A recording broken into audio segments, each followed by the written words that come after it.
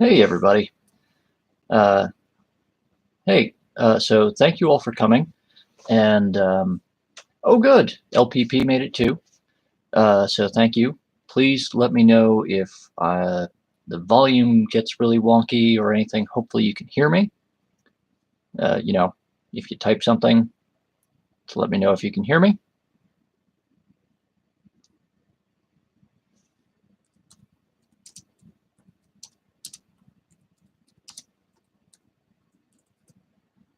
Oh, good.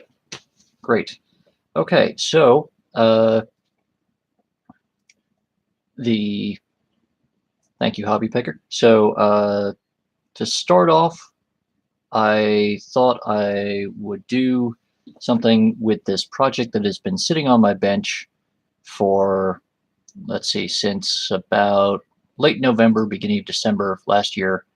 And yes, it is. Um, and this actually had its genesis sort of at Lockfest last year.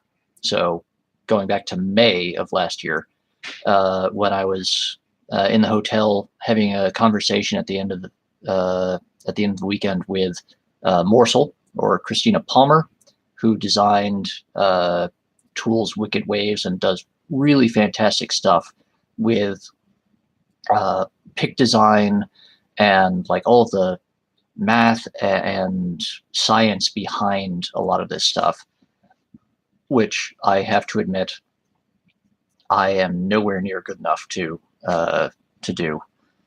Certainly not on her level.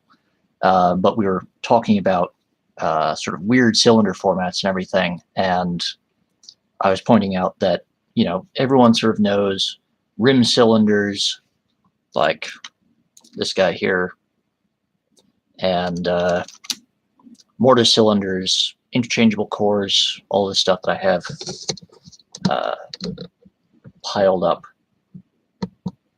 back here. Everyone is familiar with that stuff, but there's a couple of standard or standardized cylinder formats. Hey, King Street Rob. That a lot of people don't really see. Did a video recently on those Ilco peanut cylinders, which are just a really scaled down mortise cylinder. And then in the opposite direction, there's this guy, the Mogul cylinder, which is just basically a scaled up mortise cylinder. And so we were looking around. We ran into completely randomly, we ran into a local locksmith who was there in Seattle, who was based there in Seattle, just happened to be staying at the hotel that same weekend, and we were getting breakfast at the same time. And we were all like, wait, do they even still sell these things? Can anyone buy these things? We were poking around on our phones, and it's like, oh yeah, well, you sort of can, but it's like $300, so and so. And so I kind of decided, I want to get one of these because I want at least a sample of basically every cylinder type, every major cylinder format that's really in use anywhere. And so I got really, really lucky late last year, found someone on eBay that was selling these things for like $25. Hey, Lockmania. Oh, cool. Ruko Land. And hey, JWM22. Oh, and Dark Sims here. Oh, got a whole crowd. So anyway, I got really lucky. This guy was selling a whole bunch of these things. I don't know how he got his hands on these, but he apparently just had like an entire box or an entire case of these sub-assembled cylinders. And he was selling them ridiculously cheap. And so I ordered one, had a whole adventure with it getting briefly lost in the mail and everything. But it did show up, and initially I was kind of disappointed when I realized that it was sub-assembled. It wasn't complete. It didn't have keys. It didn't even have pins or anything in it.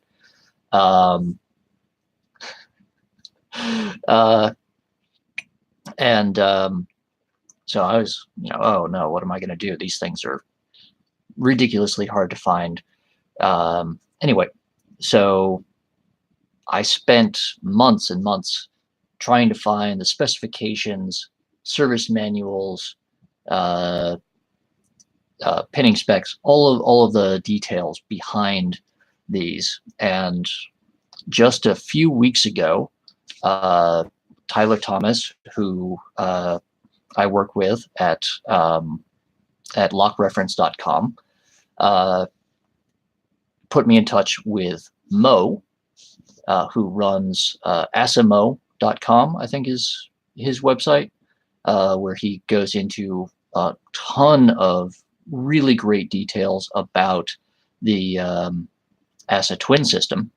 And that was what allowed me to finally track down the key profile, sidebar biddings, all of the details that I finally needed to put this together. And so I've just sort of been running around the last 2 weeks or so, trying to find some way to get my hands on the last handful of parts that I needed. And now, today, just like an hour or two ago, the mailman arrived with the last couple of packages that I needed to make this about as close to 100% factory correct as I can get it.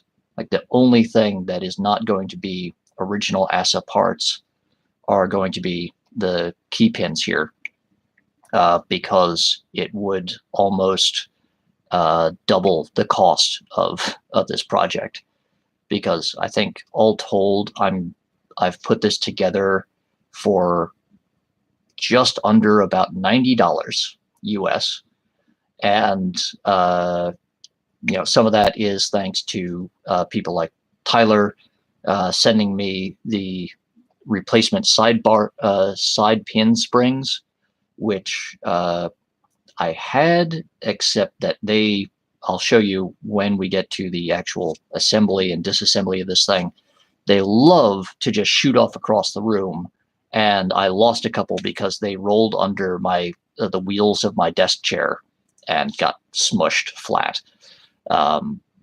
So things like that, where it would have cost me like $50 just to buy another bag of these tiny little springs. Mo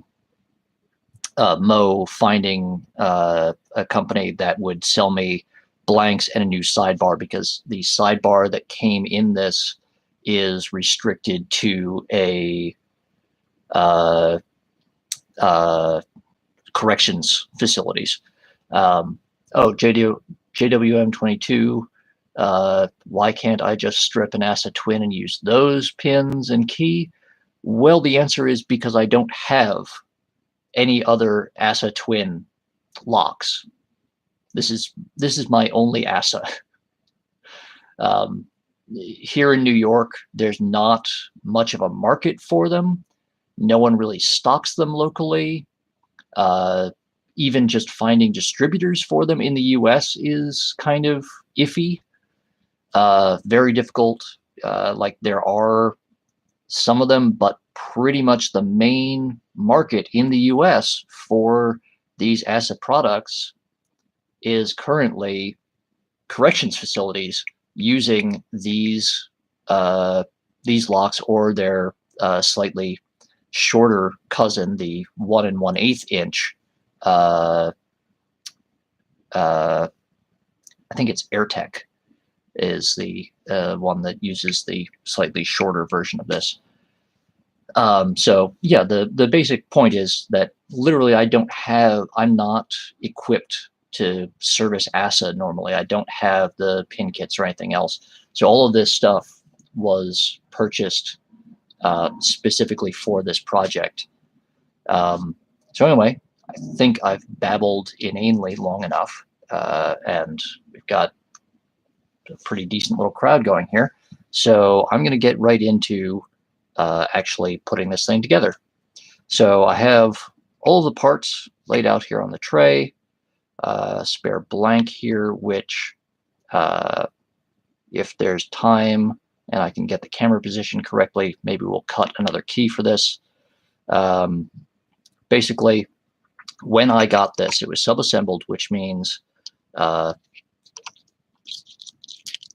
plug, the faceplate, cylinder, the end cap and screws, and the sidebar and springs and side pins were in here and nothing else. So, it could be South Carolina. I really don't know. I forget where the seller was located.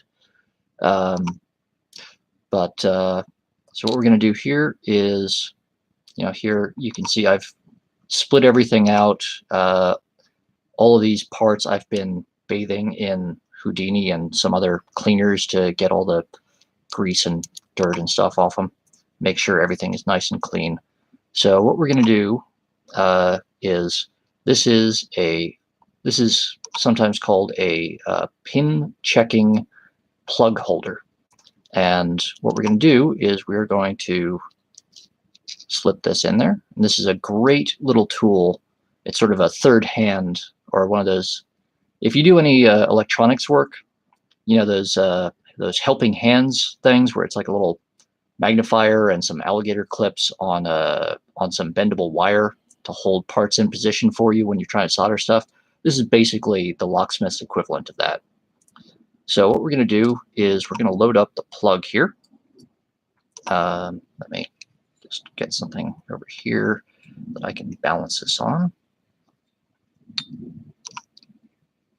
And so the first step is going to be loading up those sidebar pins. So we've got the chambers for them drilled out here. There's 5 of them right in a row along that side. And we are going to take these long but very, very narrow diameter springs. Just drop them in one at a time. Oop, come on. Ugh, get in there. Lots of tiny parts.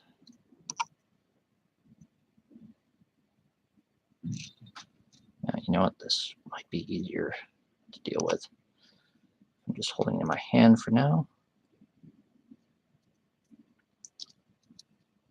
Some of these are slightly magnetized.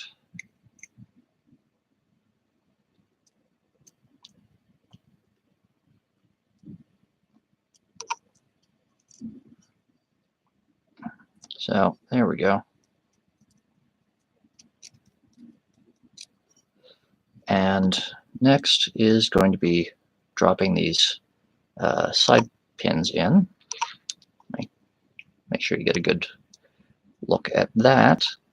And hopefully the camera is actually focusing clearly enough for you to see. So there are 5 grooves cut in the sides of these things. Right in the middle of the 5 is very, very deep. The other are very shallow, but very sharp edged. And then on one end, it has this little hole or divot in it. And that is where the spring is going to go. So we are going to take this and try to slip this over the end of the spring. This is really tricky because the way all of these holes are milled along with the keyway make it very tricky to drop these in cleanly. Let's see, I'm just going to take a second here. There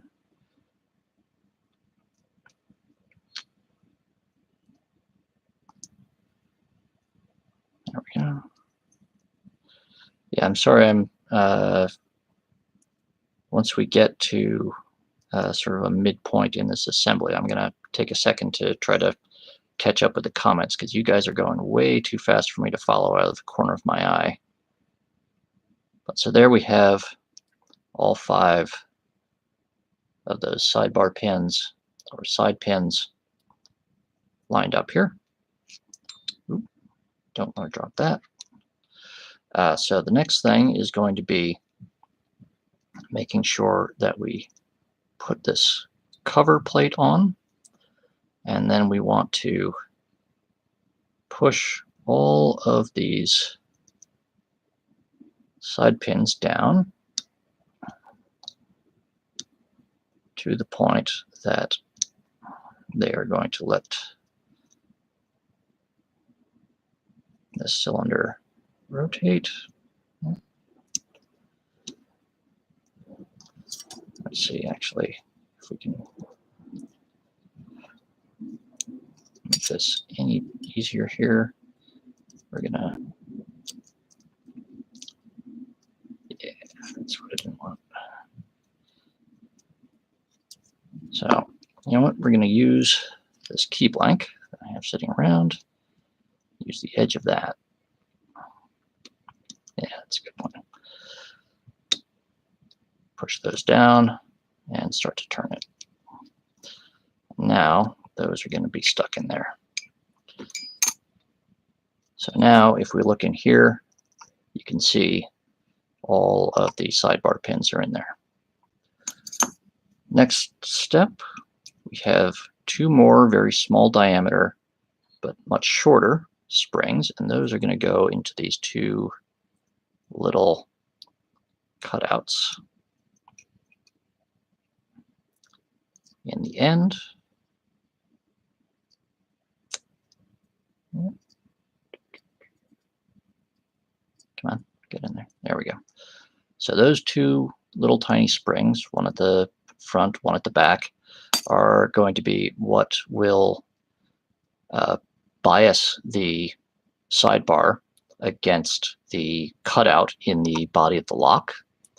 And now what we want to do is we want to take our key or our key blank. There we go. And we're going to drop it in there, keeping in mind that it does need to pass through this faceplate. So here it already has the sidebar pattern milled in there. And really the clever thing about the Acid Twin system is that once you do the initial assembly, you will never have to replace these sidebar pins. Those are permanent, essentially. All you have to do to change between one sidebar milling and another is to just swap the sidebar out. So hopefully the camera is going to play nice, but you can hopefully see how in each of those little circular cutouts there's a very narrow shelf in there, and that needs to line up with that very deep groove in the center of each of those sidebar pins. So if we look real close, we can see that there's one very near, but not all the way at the top, one right in the middle, one all the way down at the bottom, one all the way at the top, and one all the way down at the bottom. And so we need to orient the sidebar so it's going to line up like that. There we go. So we've got that in. And we're going to press that down and make sure that that presses down all the way. It does. And now we are going to need to pull this out. We should not be using the blank at this point. Now you can, little aside here, with systems that use a sidebar milling like this, this goes for Schlage Primus as well, or anything else that uses that style of thing where you have a spring-loaded element that'll shoot out of the lock cylinder while you're assembling it. It's a good idea to use a key blank with the sidebar milling in order to help you when you're assembling the cylinder. But in order to get the standard cylinder pins in there, you can either use the cut key if you're just doing like one cylinder. If you're doing a whole bunch of them, or you need to do master keying or something, there's what's called a setup key, or what is sometimes referred to as a setup key, where you take one of the blanks with the sidebar milling and you just cut off all of this bit. So all of the part of the key blade where you would be doing the bitting cuts, you would just mill all of that off and just leave the part that actually operates the sidebar. But since we're just doing this one cylinder, we're going to go ahead and do this. And now we have the standard chambers. And so if we look real close, it's actually a little bit of countermilling. It's kind of shallow. And let's see if I can get a bit more light here for you. So hopefully you can see that there are some very shallow rings in there. And that works in concert with these sort of double spool driver pins. There we go. So you can see very, very narrow, sharp edge at each end. And those are designed to catch on those edges. And so what we're going to do now is, let's see, shallow, shallow. The reason I don't mind showing this key on camera is that it is actually the decoded sample key off of out of the ASA Twin manual. So I think if ASA publishes this as their example key, I'm not really showing anything too sensitive. So these again are the one non-ASA part that I'm using. I'm using Lab 003 universal pins because it would cost way too much for me to get original factory ASA pins. The only other part that is not 100% original is actually the cutter that I use to make that key, because, as I mentioned earlier, there's not a huge market for ASA. So Lockmania, the driver pins are ASA barrel pins, but the key pins right here are generic Lab universal pins. So I'm just going to take a second here because we now have the plug entirely assembled and about ready to go into the body, and that's going to be a huge pain. So I'm going to take a second to just go back through the comments real quick. Yeah, LPP, this was the specialty parts project. I mean, most of my projects end up being specialty parts projects, but this was the big one that I've been working on lately. I mean, so Hobby Picker, in theory, as long as you're not using the sidebar that any other facility is using, or if you're using an open sidebar that anyone can buy, you're not giving away any information that someone couldn't get by just going somewhere else and buying a non-mogul sized ASA Twin cylinder. Because mechanically, and really in terms of most of the parts, and in fact in terms of the keys, these are not the official prison style ASA blanks. These are standard ASA Twin blanks. So, you know, like I could get them and it would be basically the same thing, except the bow would be a little bit larger and it would have the Southern Steel logo on it instead of the ASA logo. So it's not So like you can totally sell these. It's that if they are used and you are, say, the prison locksmith, you would not want to sell them complete with all of your pins in there, because that would potentially reveal your master keying system. So if you are a locksmith, particularly at an institution with a master key system, and you're disposing of something like this, yes, you absolutely want to dump and repin or sell the lock as if it were subassembled when you put it on the collector market. But if this is coming straight from the factory and it's not pinned to match anyone else's system, you're not going to be revealing any secret information that someone can't just get out of ASA's manual, which is provided for free on their website to anyone with internet access.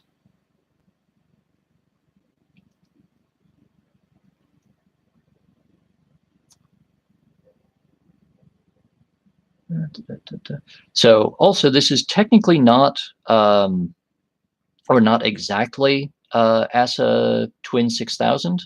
This is actually Twin exclusive. You can hopefully just about make out the stamping there. EC29. I ended up having to swap out the sidebar with a replacement. That was the C29, which is the like stock, open, unrestricted sidebar.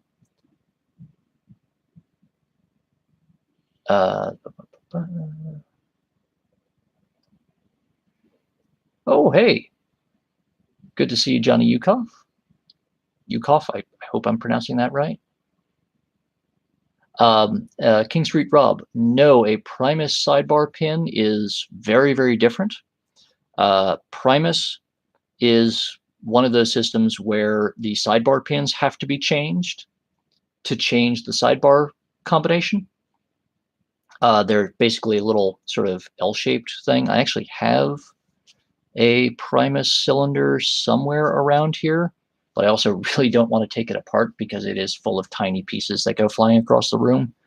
But basically, that is one of those systems where, just like if rekeying a standard lock, you have to switch different sizes of pin. With Schlage Primus, you have to switch the sidebar pins to change the sidebar coding instead of changing the sidebar.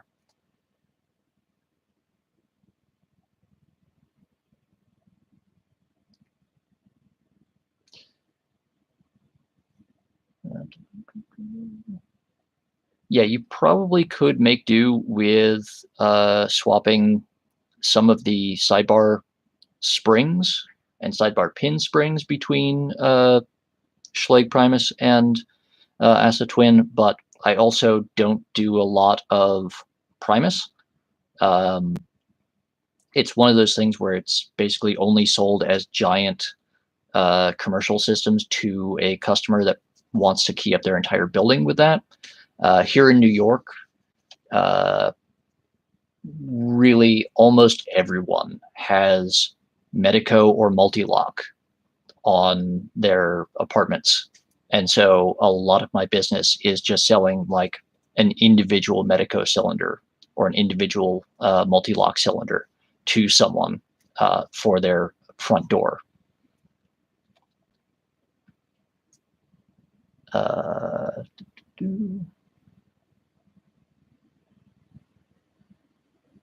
Okay, cool. All caught up now. So we have all of this sorted out. So we're going to very carefully turn this back, hold that sidebar in so it doesn't go flying across the desk. And we can put this aside. And now we have the body. There we go. So you can see, aside from this really exaggerated countersinking here, inside is pretty much the same as any other ASA Twin cylinder. You've got your 6 pin chambers drilled through the top, and you have your little sidebar groove down the side. And so what we're going to do is we're going to hold down that sidebar, make sure it's flush with the side of the plug, turn it in, and there we go. And so the sidebar is clicked in place. Works nice and smoothly, so we know that none of the key pins are standing above the plug. And now that we've got the plug in, we are going to secure that. So we have the end cap, and it has two little Torx screws in the back there. And it has these two little tabs that stick out of the back. Those need to go into this slot in the back of the plug. And so we're going to just drop that in, wiggle it a bit until that drops in. And then we're going to use our little tiny Torx screwdriver, tighten those down. So you can actually see right here, etched into the back of the cylinder, it says ASA, but the front has the Southern Steel logo. So even though these cylinders are actually manufactured by ASA, they are branded by Southern Steel. You can also get them with Folger Adams branding, or I think AirTech and a couple of other detention hardware manufacturers, depending on whose bolt work you're fitting these to.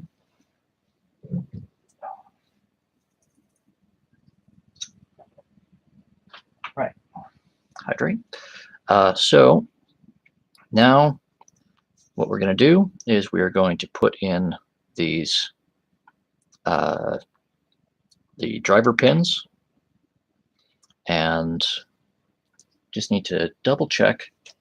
So I have the pinning written down here, and ASA is kind of unusual in that they do use a shoulder stopped key, but they number the chambers and cuts from the tip of the key, which would be the back of the lock. So also ASA, for the ASA Twin 6000 and several other versions of the Twin that all use the same cylinder pins, they have 4 different sizes of driver pin, and they are identified as A, B, C, and D. D being the longest size of driver pin, and A being the smallest. And so every, what is it, there's 9 cuts, so it's like every 2 or 3 cuts. Actually, I've got the pinning specification off of lockreference.com. So you can see here, every 2 bottom pin sizes, you switch to a different driver pin size as a sort of compensated driver. And the reason for that is that it helps reduce wear on the springs. It's just a funny thing. So when you do compensated or constant height pin stacks, part of it is to reduce wear on the springs and to sort of provide a bit more longevity. It also, if you make sure that the overall height always is a certain minimum amount, it will also help prevent comb style overlifting attacks. Anyway, so the important thing there is we have 3 size D pins, 1 at the back of the lock and 2 at the front. And so we're going to just go and drop those one by one. So D, D, B, come on,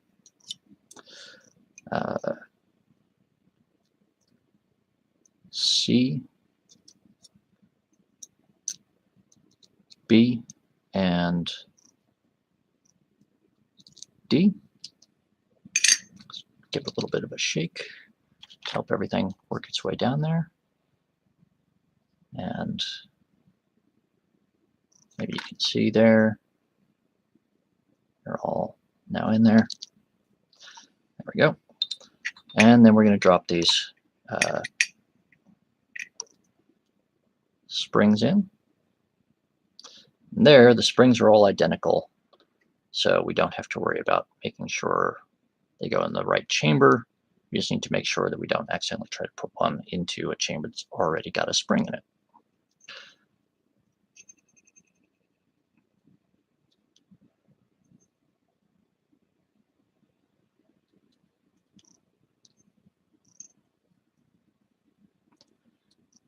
There we go. So now we get to, so now we've got all of the pins and springs and everything in there. And now we get to the one really, really big difference between the Mogul cylinder and all of the other ASA Twin cylinder products, which is how we close off the chambers. Because right now you can see they're just open. We can just drop things in there. And that cutout there looks like we could stamp a plate on, but that's not how this works. There's actually a hole drilled through from the back to the front, and it is actually threaded on the inside, and we are supposed to fit this rod through that hole and down through all of those chambers to close them off. So what we're going to do is put that there. Now those springs are sticking up high enough that they are actually in the way of this rod going through. So I've got this other bit of brass rod, and it is small enough to fit into chamber, and I'm going to use that to push the springs down, hopefully. Almost, no. So I'm going to try it with my pinning tweezers. There we go. So we're in 1, 2,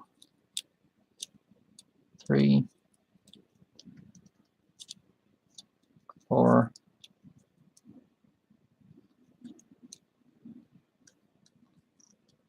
I think we got caught on the middle of a spring. There we go. And now the hard part here is getting past that final spring, which is sticking a bit. So use this cut down mini knife. Just take a close look there. Yep, that seems to be in order. And then we'll just get a small screwdriver, flathead, and close that up. And now we've got it all assembled. And if I put this key in,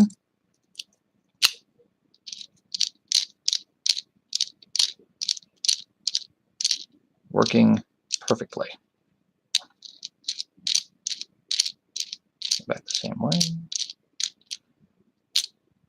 It's a little tough getting in and out initially, but that will clear up with a bit of use.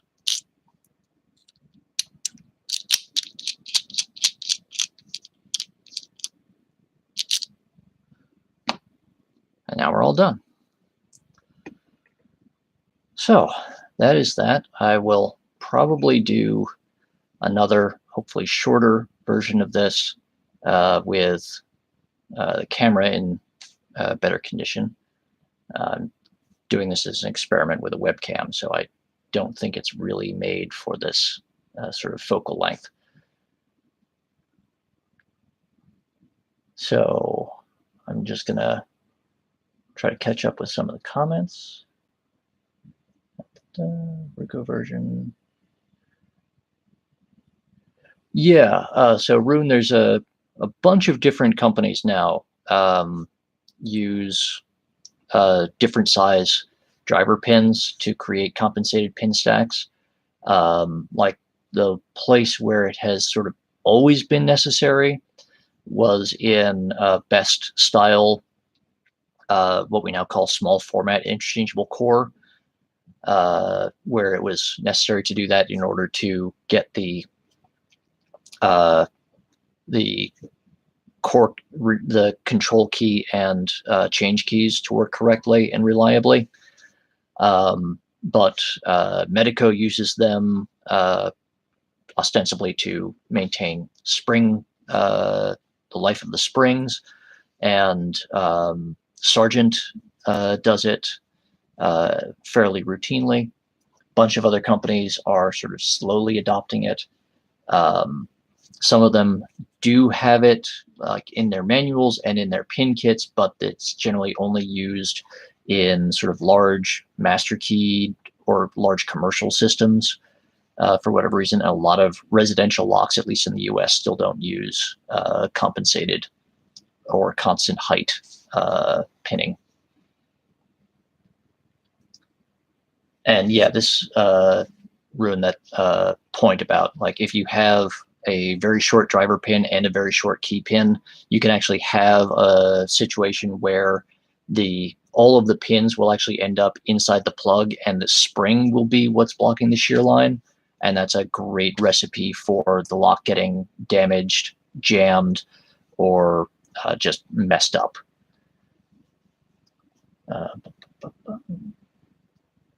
Thank you very much, Lockmania.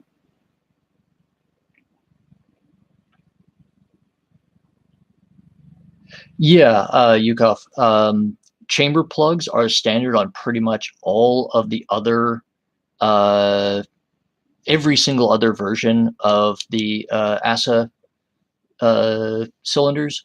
This bar, as far as I can tell, is only used in the Mogul cylinders. Even their US standard size mortise cylinders use either a spring strip or a strip of brass that's hammered into place, or chamber caps. So any other questions or anything else that anyone would like to see me do here today? Because I've been doing this for close to 45 minutes now. So I do need to get a bit.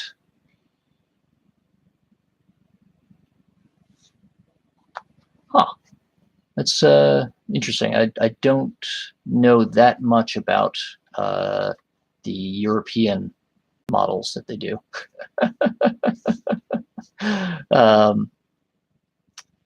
But thank you very much, Rob. I hope you enjoyed it. So LPP, I think you were supposed to be going on doing your live stream at 4. Thank you very much, JWM22. I will keep that in mind, particularly once I have a bit more time on my hands. I do have a stack of stuff from Australia that arrived when I had injured my hand, and it's been sitting here. I had tried to do some videos when I was in the cast and everything, and just trying to do this stuff with a huge thing over my fingers just does not work.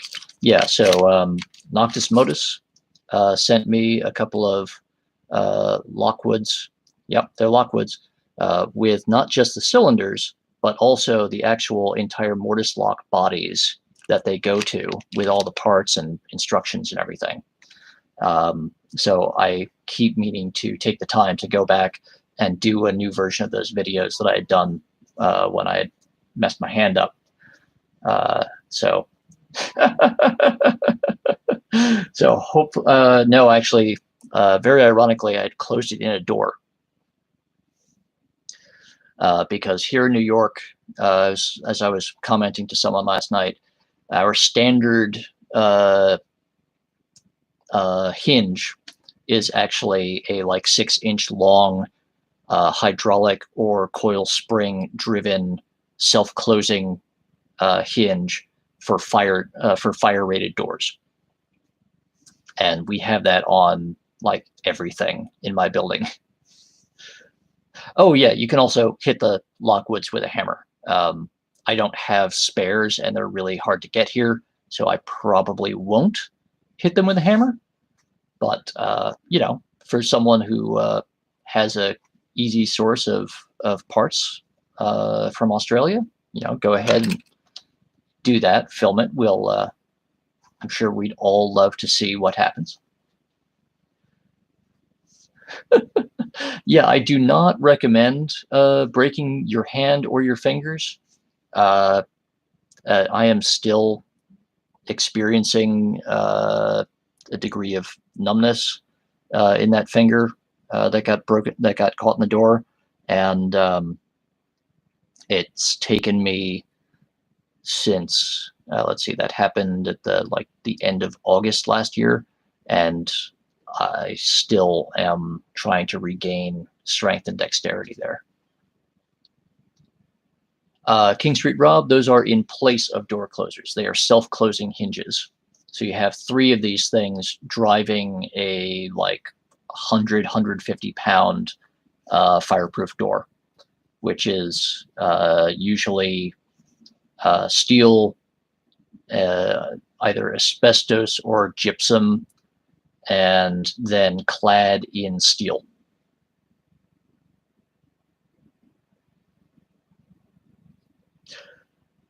Yeah, that's the old way.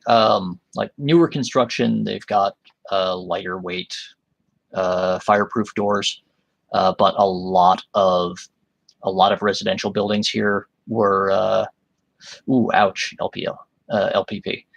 That is not fun. Yeah, a lot of the residential apartment buildings in here in New York were built between 1900 or the 1880s and 1980, and the standards then were these really huge, thick, 1.75 or 2-inch thick, oak and steel clad doors. And then particularly in the bad days of the 70s and the 80s, it was very popular to continue using the metal clad solid wood doors as a anti-break-in thing. So it's getting close to 4, and I know LPP needs to set up for his stream, and I've been going for about 50 minutes straight, which is a bit more than I had anticipated. So I am going to go and stretch my legs and get a beverage and settle in for LPP's stream starting hopefully pretty soon. So thank you all very much for coming. I hope you enjoyed this, and I will work on getting a better camera set up. So thank you all very much, and if you all enjoyed this, I will try to come up with something and do this again real soon. Make this a semi-regular thing if I can. So thank you all for coming, and yeah. So until I do this again, thank you all for coming, and be good.